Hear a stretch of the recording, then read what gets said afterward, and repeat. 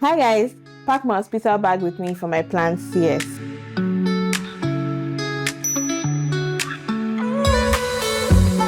One thing you should know whether you're having a planned CS or a vaginal birth is to pack your hospital bags as early as you can. I'm currently 34 weeks pregnant and I'm packing my bags as early as possible so I'm not caught with any surprises. So I'm going to be using my hospital list, the list that the hospital gave me, and first on the list is these maternity pads. I was asked to come with 4 of these maternity pads, so we're going to be putting 4 of these in the bag. And then the next thing is this towel under pads. We're asked to come with 2 of these from the hospital, so I'm just going to put them in here. And then the next thing is hot water flask. And then of course you want to go with your comfortable clothes to make sure that you're able to breastfeed, and these are breathable clothes as well. You don't want to be in the hospital gown all through your stay in the hospital. Because I'm having a planned CS, I know I'm going to be staying in the hospital for 2 to 4 days, so I'm making sure to pack enough clothes for me to last for those days. And this is going to be my going home clothes, so this is the clothes I'll be wearing when I'm going back to the house with my beautiful baby.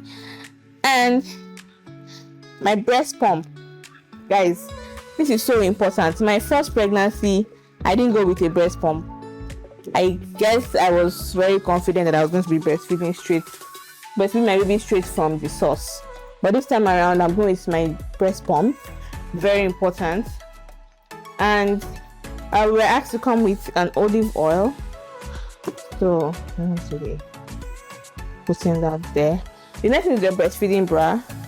I have 2 of these. I'm going to be packing this in my hospital bag as well. I think let me just put this in this compartment for my underwear. Here.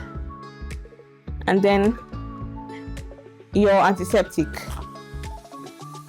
And also methylated spirit. This should be in your bag.